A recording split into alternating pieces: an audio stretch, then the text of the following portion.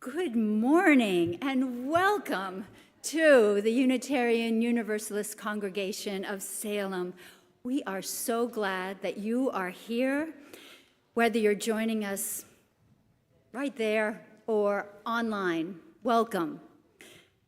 Today, we are honored to have Reverend Mary Geer with us from Olympia, the Olympia Unitarian Universalist Congregation in Washington.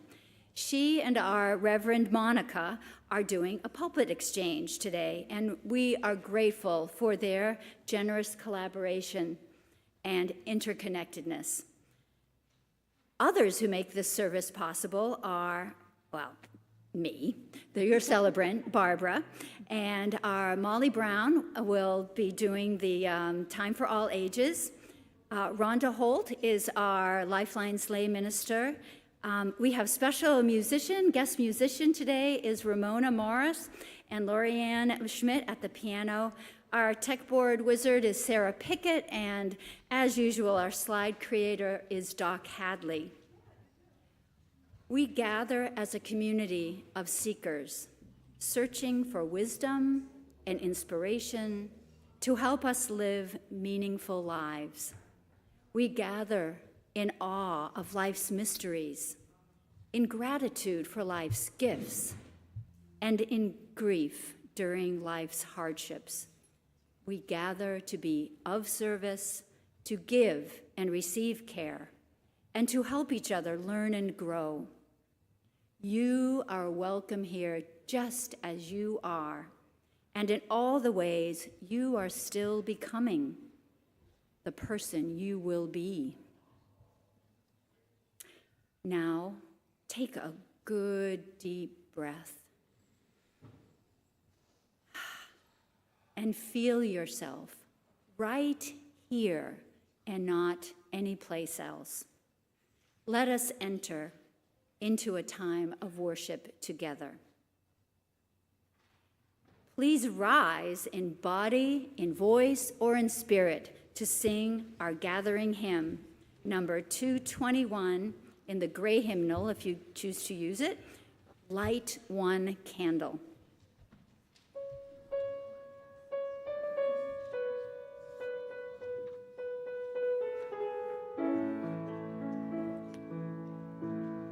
Light one candle for the Maccabee children. Thanks that their light didn't die. Light one candle for the pain they endured when they died to try to denied. Light one candle for the terrible sacrifice, justice and freedom demand. Light one candle for the wisdom to know when the peacemaker's time is at hand. Don't let the light go out, lasted for so many years. Don't let the light go out, it shine from the tears. Light one candle for the strength that we need to never become by-fold. Light one candle for those who are suffering the pain they learned to overgo. Light one candle for all we believe in, that anger won't tear us apart. Light one candle to bring us together with peace as a soul in our hearts. Don't let the light go out, it lasted for so many years. Don't let the light go out, it shined through all of their tears. What is the memory that values so highly? We keep it alive in that flame. What the commitment of those who have died when we cry out they're not died in vain. Have we come for those who always believing that justice will somehow prevail? This is the burden and this is the promise, and this is why we will not fail. Don't let the light go out, it lasted for so many years. Don't let the light go out, it's time to all our tears.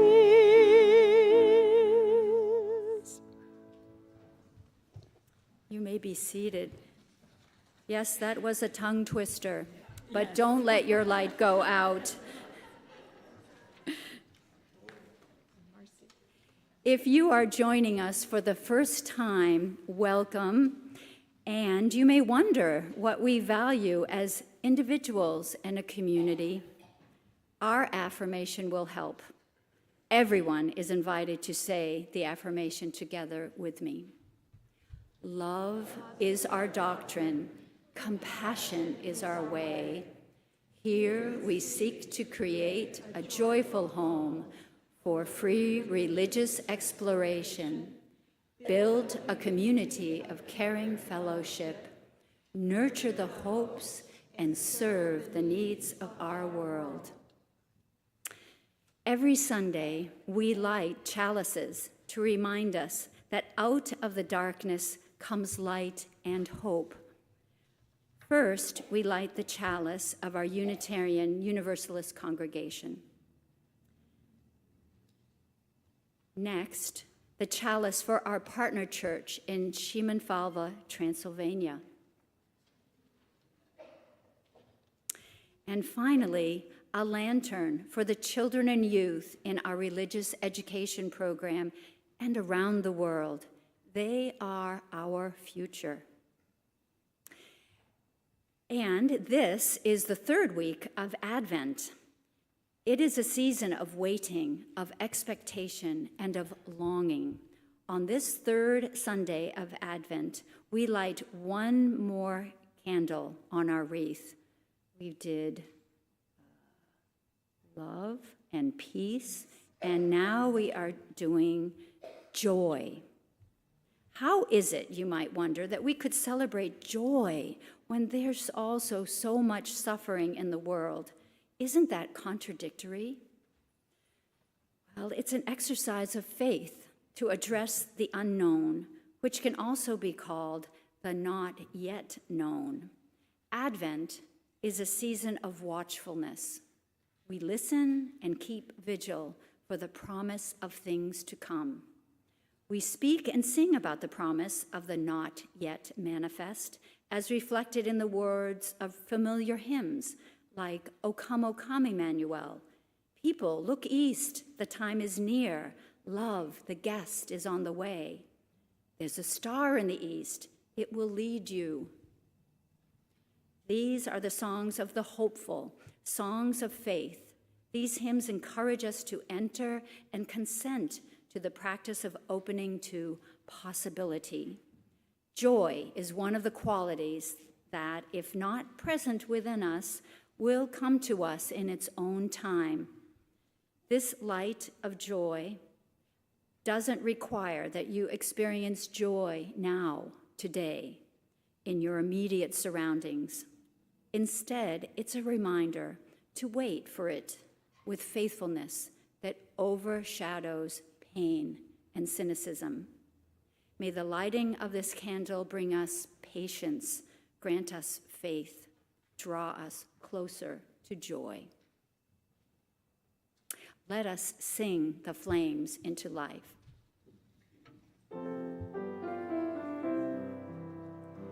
Rise up, O flame, by thy light glowing, show to us beauty, vision, and joy.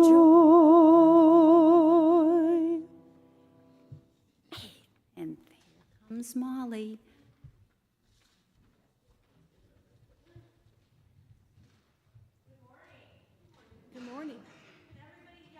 And we're young at heart. Please join me up front. Hi, good morning. Hello, right up here. Anywhere you want. There you go. I'm glad you're excited. Good morning. Hi. Welcome. Hi, Dimitri. Yeah, come on. Oh, too much attention. Well, good morning. We are going to be talking about Hanukkah in LRE today, and I have a story for you all. Hanukkah is sometimes called the Festival of Lights. But did you also know that many Jewish folks around the world celebrate by eating fried foods like latkes, which are potato pancakes, or donuts?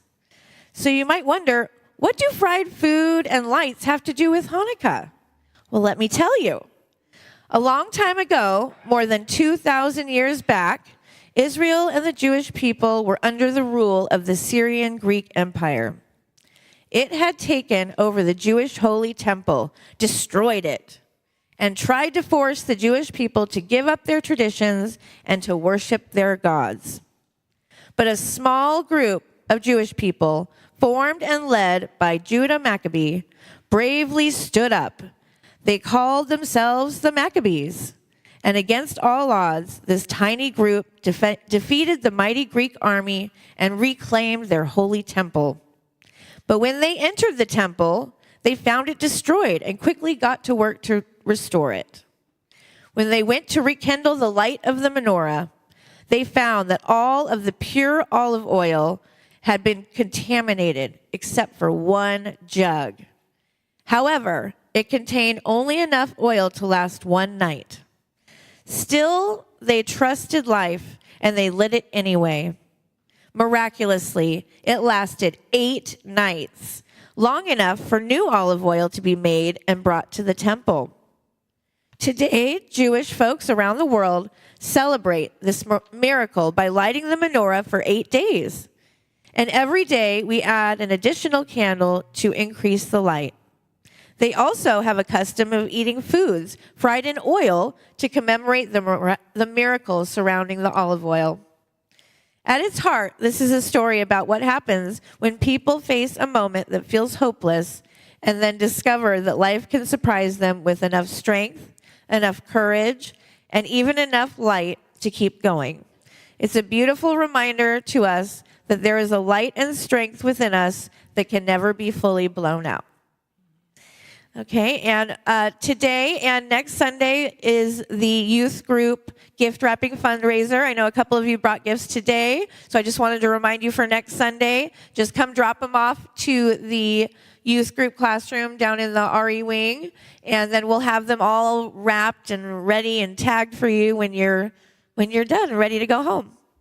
Okay, if everybody in the center can stand and create the love arch, we will be on our way. Thank you.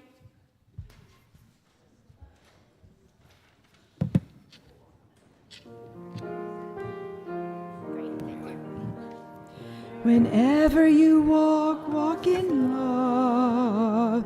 Whenever you walk, walk in peace. Wherever you walk, walk in beauty all around you. On earth with peace. Whenever you walk, walk in love. Wherever you walk, walk in peace. Wherever you walk in beauty all around you. Our hearts go with you.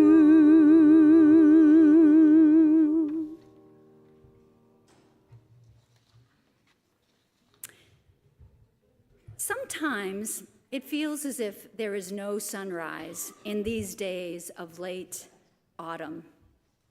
It's as if night took off her bathrobe but remained in her nightgown and slippers. The air she exhales changes from black to leaden to ashen to gray. Sometimes it's a thick vapor which clings to every lamppost, every blade of grass, and fills all the spaces in between. Yes, fog. Fog. The fog that consumes and conceals everything, even our magnificent source of light and life, the sun. And yet, fog, it does not frighten me. Its damp fingers surround objects respectfully. It caresses surfaces delicately and smooths the rough edges of sound. It thins over the course of the day and thickens again as the dusk settles in. Hope is like fog, shapeless, without sharp edges. It comes unexpectedly and with little warning. It soundlessly fills me with a calm expectation, which gently obscures fear, disappointment, regret of things done and undone. Hope, like fog, envelops me in a damp, protective cloak that erases time and distress. Hope's breath becomes mine, an inspiration for better, for all Earth's beings to be well. But hope, like fog, eventually burns away. When that happens, may I see the path ahead with more clarity and more courage. May it be so for you too.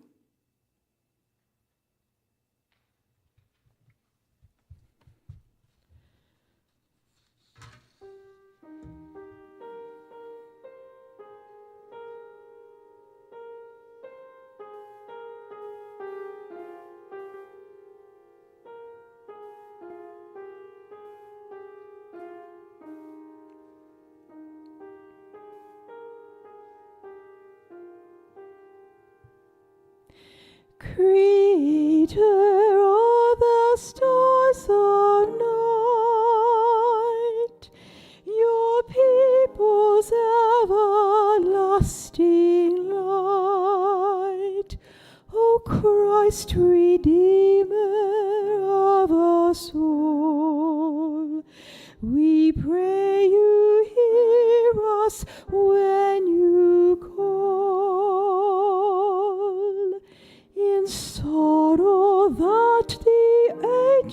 that curse should doom to death the universe. You came, O Savior, to set free your own inglorious liberty.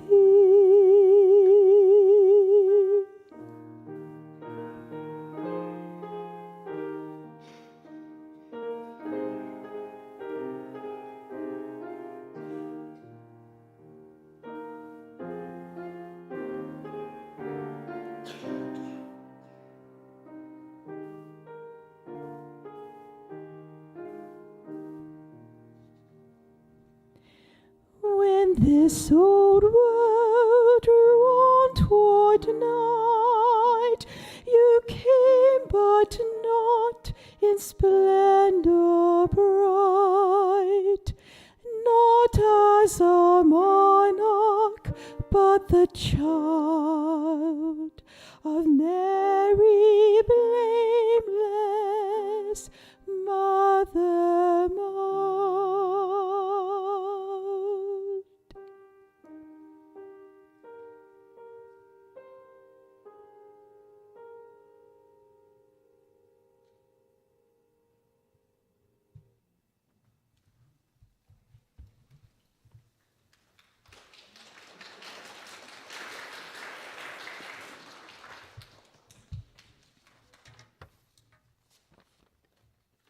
Good morning. My name is Rhonda Holt, and I'm honored to be one of your Lifeline's lay ministers. Lifeline's lay ministers are fellow members of the congregation who are here to help people in times of need. We are identifiable by our lavender stoles and name tags.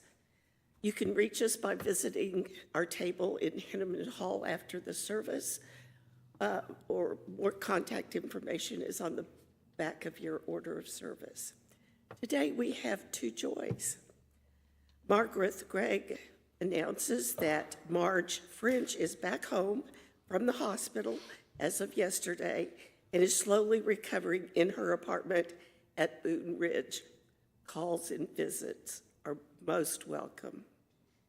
And Joe Bateman shares that her daughter is here visiting. Finally, we light one last candle for those joys or sorrows felt in anyone's heart that remain unspoken.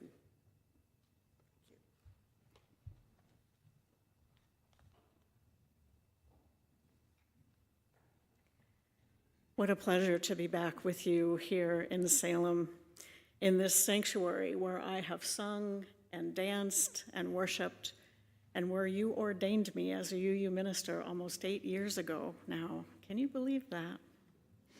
You were such an important part on my path to ministry, and I will always, always be grateful. I bring you greetings from Olympia, from one capital city to another, where Reverend Monica is leading worship with OUUC today. It is so good to be with you in these complicated times. Thank you for gathering and for welcoming all who seek community. Right now, I invite you to settle in wherever you are, here or online. Find a place of comfort and ease for your body and for your mind. As the ancient philosopher Lao Tzu said, with our noisy minds in this noisy world, we don't always have the space to be still and to wait for the mud to settle. So let's take some silence now as we wait for the mud to settle and we hold each other in the powerful love of community.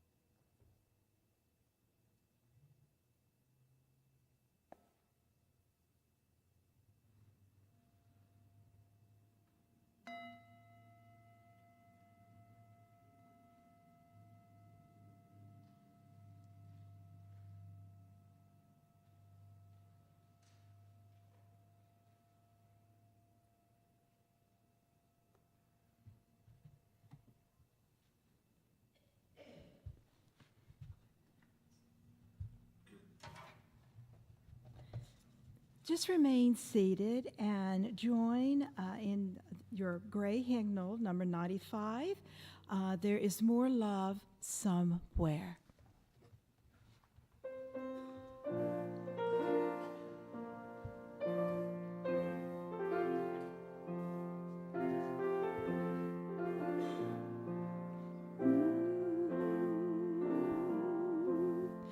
There is more love somewhere. There is more love somewhere. I'm gonna keep on till I find it. There is more love somewhere. There is more hope somewhere. There is more love somewhere. I'm gonna keep on till I find it. There is more hope somewhere. There is more peace somewhere. There is more peace somewhere. I'm gonna keep on till I find it. There is more peace somewhere. There is more joy somewhere. There is more joy somewhere. I'm gonna keep on till I find it. There is more joy somewhere.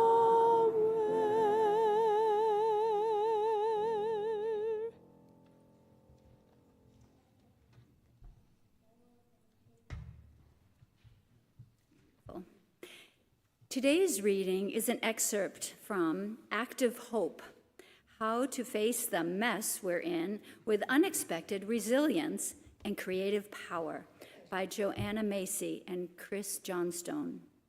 Dr. Joanna Macy was an eco-philosopher, a scholar of Buddhism, general systems theory, and deep ecology.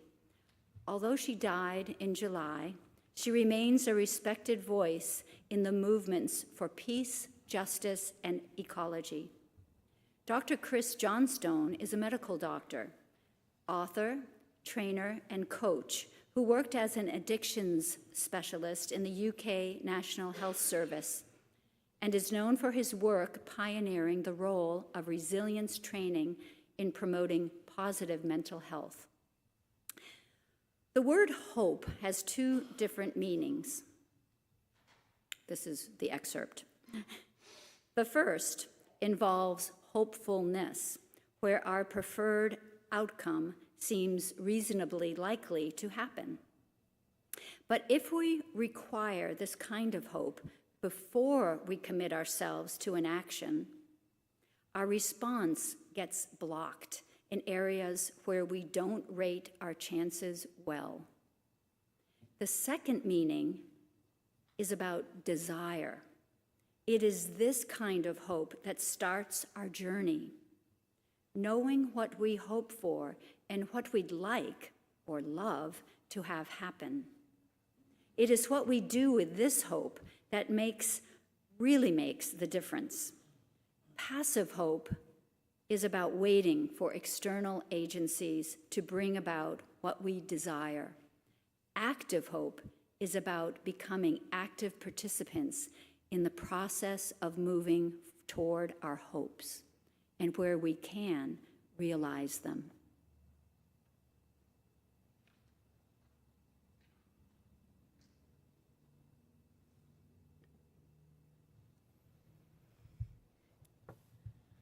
This is a month of holy days and holidays: Advent, Hanukkah, solstice, Kwanzaa, Christmas. A consistent theme as we mark each of these holy days is hope, the anticipation and celebration of the birth of a child, the miracle of the oil that lasted for 8 nights, honoring African American heritage, history, and values, and celebrating the return of the sun. It seems fitting that our congregations would have chosen the spiritual theme of hope for this month in particular. And in preparation for being with my community in Olympia this month, I went back to look at the other times that I'd spoken and written about hope for that congregation, and I realized it has been quite a few times, especially during the pandemic. Do you remember that time? We had the same president then, the same strategies of chaos and destruction, just in different forms than they take now. And always the question was, how do we stay hopeful in really hard times? Perhaps that is a persistent human question. And at that time, we were dealing with grief and fear, disappointment and disillusionment, just like we are now. And during that time of COVID, we learned the acronym VUCA. Perhaps you had that here as well. It's VUCA, and that acronym describes a situation that is volatile, uncertain, complex, and ambiguous. Volatile, uncertain, complex, and ambiguous. We are in VUCA times once again right now, and it won't be the last time. I think that some amount of volatility, uncertainty, complexity, and ambiguity is probably our new normal. And with VUCA comes fear. Fear of the unknown, fear of what is happening, fear of what might happen next. Several of the holy days that we will mark this month are told with stories that contain fear. But on the other side of fear is hope. Psychologists suggest that both fear and hope are based in the same emotions in our mind and in our bodies. The difference is that one leads us away from something, that's fear, and one leads us towards something, that's hope. Physiologically, our bodies respond the same way with both emotions: anticipation, excitement, and trepidation that can cause sweaty palms, an increased heart rate, rapid breathing, and dilated pupils in our eyes. Our bodies don't know the difference between hope and fear, but our minds and our spirits do. So when we orient our mind and our spirit toward hope, we don't deny the uncertainty and the fear. We acknowledge those feelings and we face them. We can develop ways to live with uncertainty and all of the feelings. There are coping skills like sleeping and breathing, nourishing movement, and supportive connections. Then we can know that when the outcome is unknown, there is possibility. And when there is possibility, there is hope. Hope exists when we don't know. And in that not knowing, there is space for us to act. Now, there is a lot written about what hope is not. It's not optimism. It's not the certainty that something will turn out well. It's not about predicting the future, and it's not a willingness to invest in something that we know is headed for success. It's not passively waiting for things to get better. Hope is about becoming active participants in the process of moving toward our longings, toward our desires. It's what we do with our hope that really makes a difference. Dr. Jane Goodall said that real hope requires action and engagement. So here are some things I've learned about hope. Hope is risky. To hope is to act for the future, knowing that the outcome that we want might not happen, that we might lose. When we hope, we open ourselves to heartbreak. Historian Rebecca Solnit writes, "To hope is dangerous, and yet it is the opposite of fear, for to live is to risk." Hope means facing what is, heartbreak and all, while we act for something different. Hope and heartbreak can exist at the same time, just like grief and gratitude can coexist.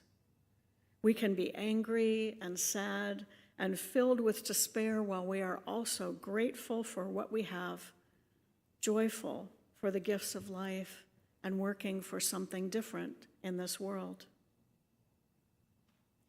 I also know that hope is a spiritual practice. Václav Havel, the playwright, dissident, and former president of Czechoslovakia and the Czech Republic, said, "Hope is an orientation of the spirit, an orientation of the spirit, a state of mind, not the state of the world." Spiritual practice requires a continual renewed commitment. Each time we choose hope, we refill our spirits so that we can act in ways that will help to bring about the world that we hope for.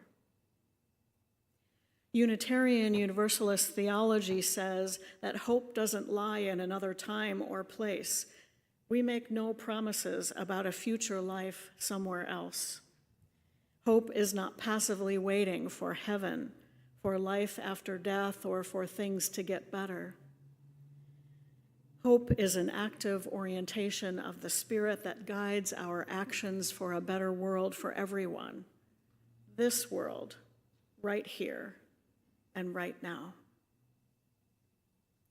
Historian Rebecca Solnit also writes that hope and action are linked. Hope feeds action, and action is impossible without hope. Solnit says, "Hope gets you there, work gets you through." We choose hope when we act in ways that are grounded in our values and principles. We choose hope when we march in the streets and donate to the food bank and to the many other causes to support those who are most at risk right now. We choose hope when we offer kindness and care to each other.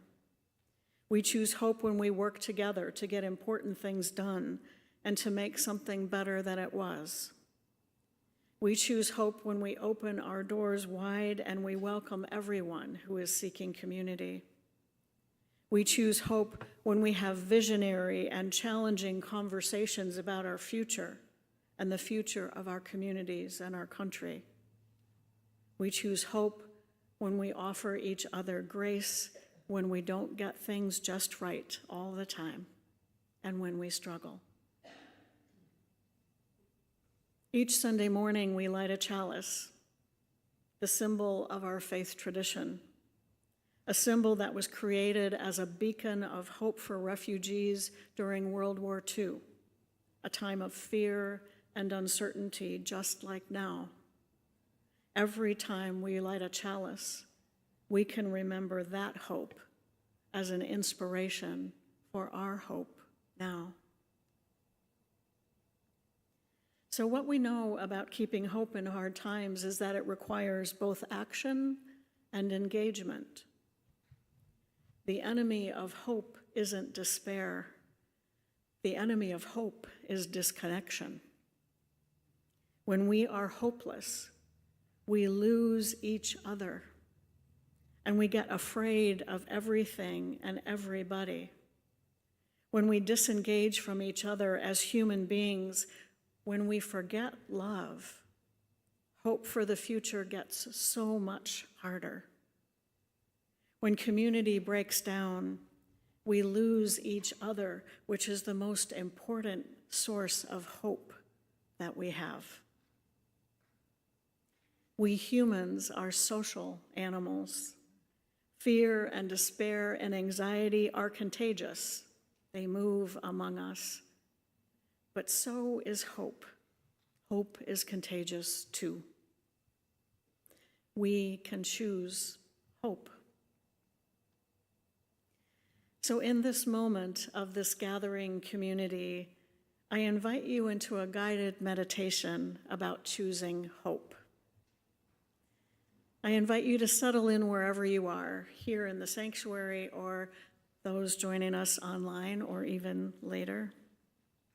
Get comfortable in a way that supports your body and your mind to be alert and relaxed.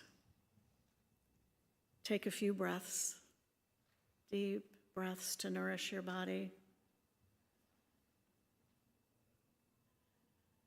And you might close your eyes or soften your gaze.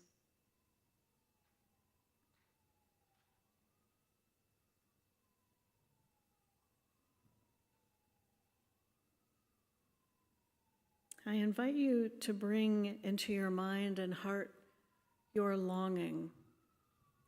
What do you hope for? What is your heart's desire?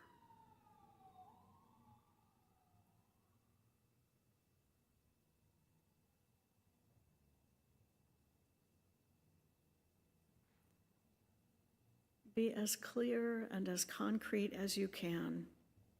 What would you like to have happen in your life, in our community, in our nation, in our world? You probably have lots of hopes. I know I do. For now, just pick one thing. Bring an image to mind of what you hope for and hold on to that image.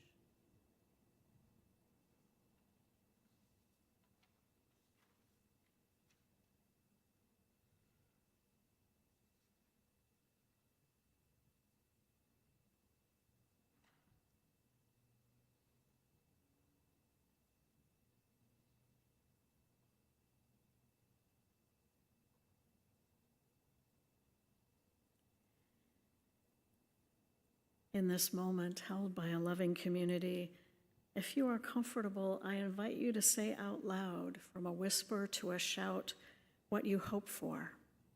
And for those joining us online, say your hope out loud too, so you can hear it in your ears as well as in your mind.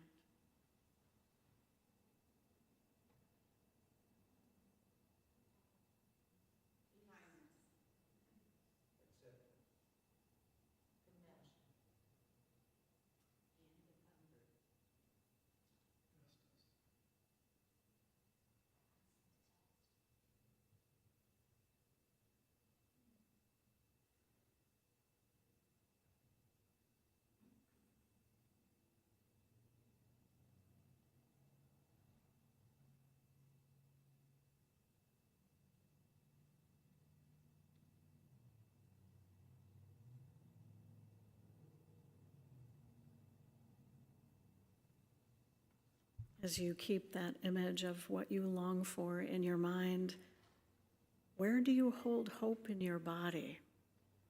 Scan your body. Where is your hope? Is it in your heart? On your shoulders? In your arms or hands? In your lap? Where does your body hold your hope?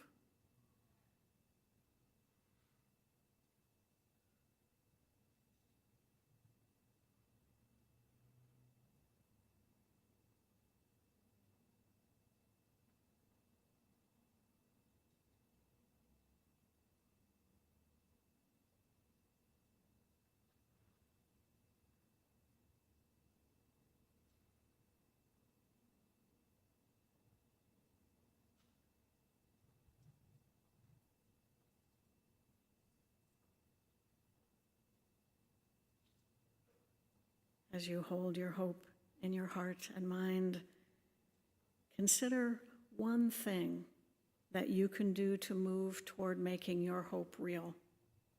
It doesn't have to be big or flashy or public.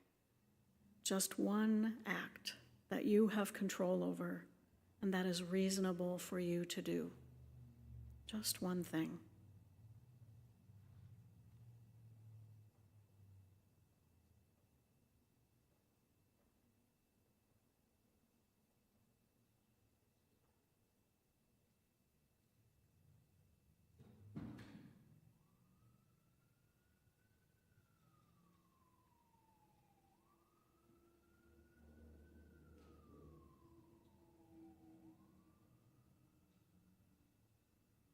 In this moment held by this loving community, if you're comfortable, I invite you to say out loud from a whisper to a shout what action you can take. What is your act?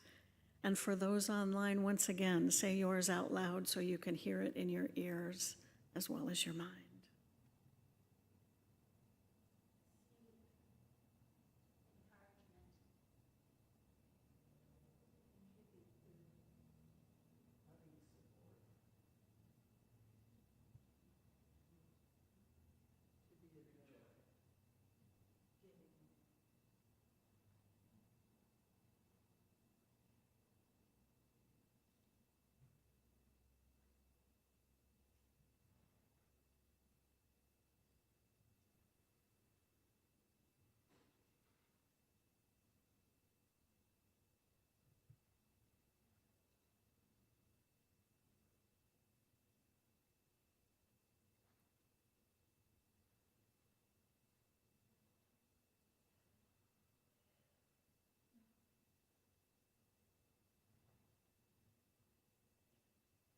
One more time. Notice where your hope is in your body. Is it the same or different? Where does your hope reside? Where does it live in your body?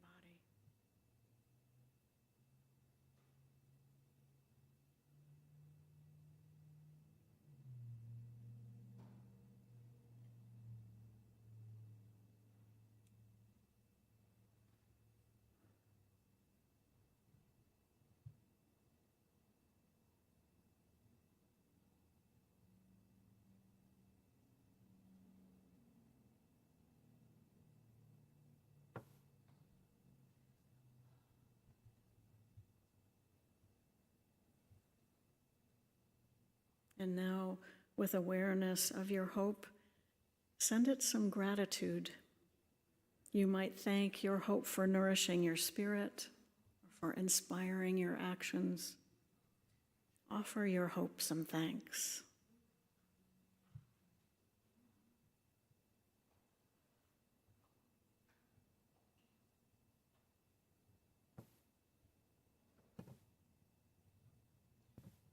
And whenever you are ready, open your eyes and return here.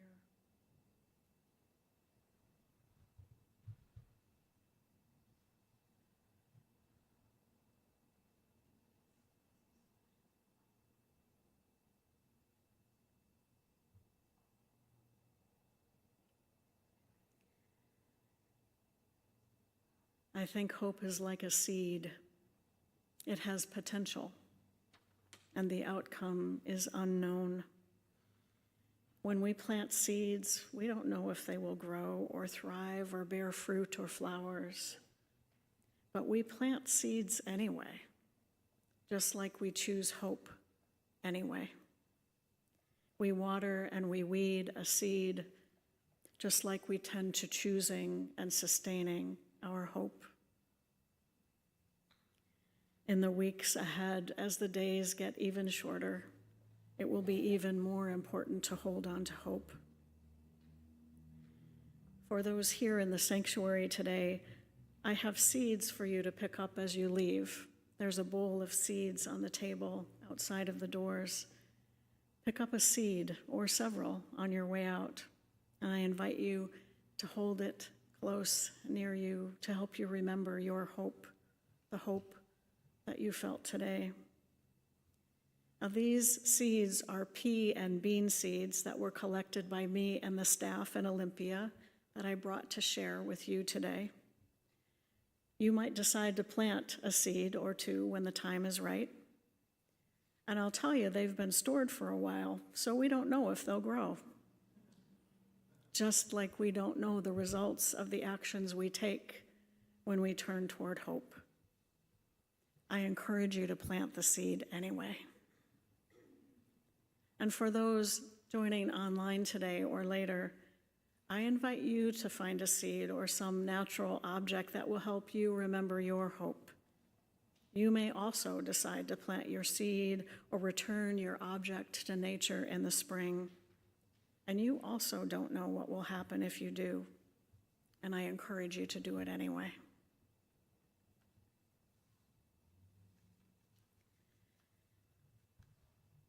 In February of 1968, at a Washington, D.C. address just 2 months before he was assassinated, the Reverend Dr. Martin Luther King Jr. said, "We must accept finite disappointment, but never lose infinite hope." The actions that we take from our seeds of hope within each of us don't have to change the whole world. If we each do something, do what we can, perhaps not ever knowing the outcome, the seeds of hope will join together to grow a garden to feed our spirits, a meadow to calm our fears, and a forest of trees to help us stay strong. Our seeds of hope can bring joy to despair. In these next weeks of holidays and holy days, may we go forth grounded in the belief that the work of justice done in a community of hope is meaningful, and that by doing this work together, may we be transformed. May we continue to choose hope, and may we return to our faith communities when we need to find the courage to choose again and again. Let's take a moment together in silent reflection.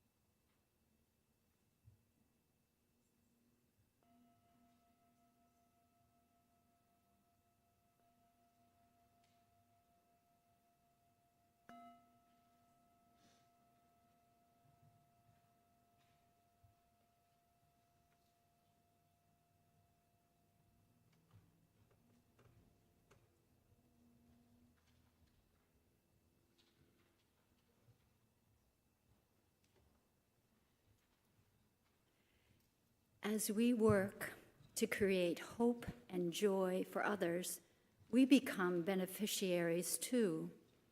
Whether you volunteer on a social justice project, sing in the choir, serve on the board, you are a joy and hope collaborator. Thank you.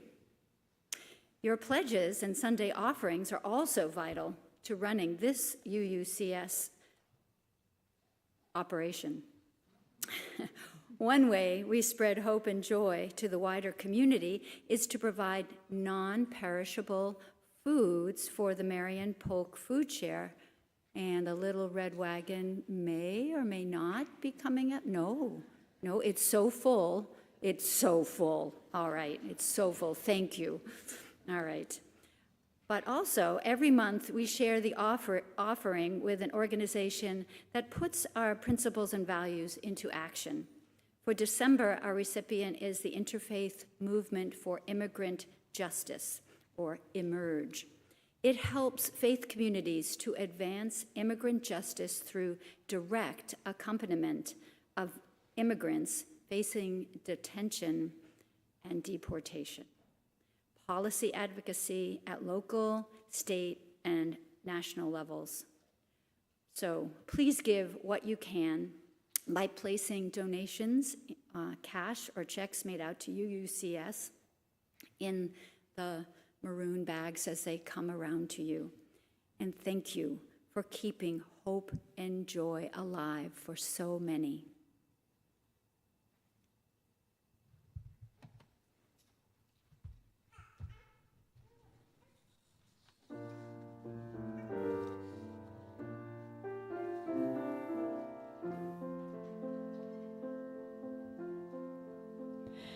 The carols of Christmas are warming the winter night, and what one among us has not seen the stars so bright that shines up above, a symbol of love and all that is good and right. The carols of Christmas float through the air and warm up the winter night.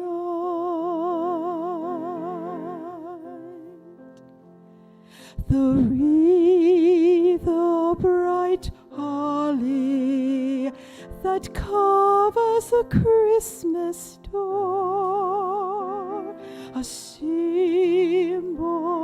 of union and things that have gone before, like hope and a handshake, ties that cannot break.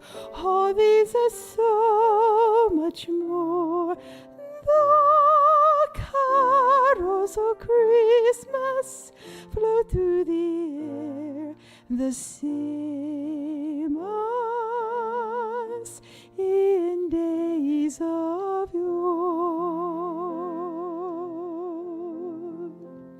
The wreath of bright holly that covers a Christmas door, a symbol of union in things that have gone before, like hope and a handshake, ties that cannot break.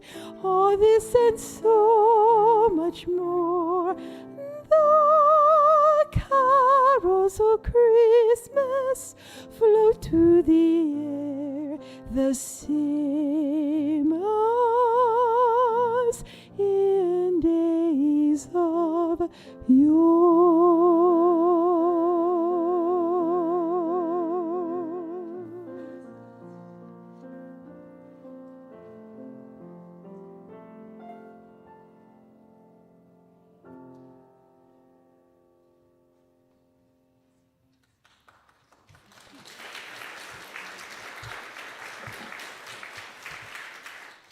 Thank you so much, Ramona and Lorianne. Beautiful music. And now it is time to light the social justice lantern, which Reverend Mary will help with. This is to encourage us to choose hope this week and remember that what we can do with our hope is what makes a difference. And Reverend Mary will also release the flames from our chalices to underscore that we live in a world of both darkness and light. We need both to live well, for balance, to balance our actions with rest and reflection.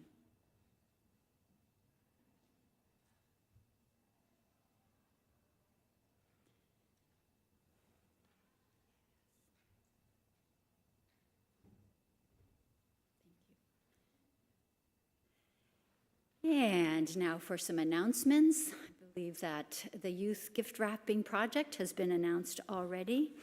And if you look at the back of your order of service, you will see some important events that are coming up. I won't read them to you, but I do want to highlight that for Christmas Eve service, this is something different. We will have not one, but two. One is earlier for families. It's at 4:30, so I'm just giving you a heads up so you can plan. And the next one is at the usual 7:30 time. Please join us for that.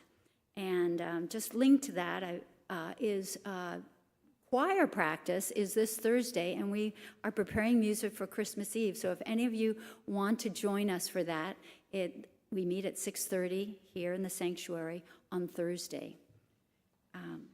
Now, I have a special announcement, and it has been mentioned, I think, already, but many of you know Jo Bateman, who is sitting in the front row with her daughter, Melinda, and the Bateman family has long ties here, and I just want to highlight them, especially for those that are new, those that just don't know.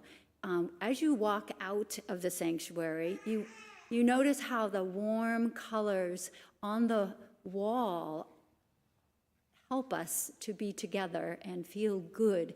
Melinda made those wall hangings, and here she is. So if you wanted, she might not want you to thank her, but but you can do it now. Thank you. And you may have noticed, if you took time to walk out in the back, the beautiful Bateman Woods. This is the Bateman. This is half of the couple. Her husband was a woodsman, and those Bateman Woods are beautiful. Furthermore, okay, yes. All right, furthermore, she can take it because she's been on this earth for a long time. She is 103, and her birthday is the last day of January when she turns, you know what, 104, which means she starts her 105th year. This is pretty amazing. So we just want to wish you every day as a birthday. That's amazing. Thank you, Jo, for everything you've done. All right. I think I've embarrassed her enough. Did you want the final word, Jo? She's also a member of the Women's Alliance, and that brings my final announcement. You might have noticed there's a holiday bazaar in the fellowship hall. So please partake in as generous a way as you possibly can. And now, before we leave, we have a closing hymn. So.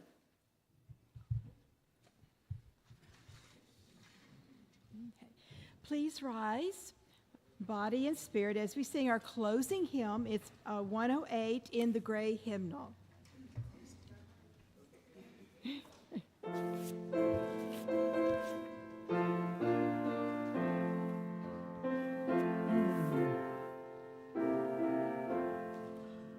My life flows on in endless song above us lamentation. I hear the reel through far off hymn that hails a new creation. The tumult and the strife, I hear the music ring. It sounds an echo in my soul. How can I keep from singing? What though the tempest round me roars, and dread the truth he lives,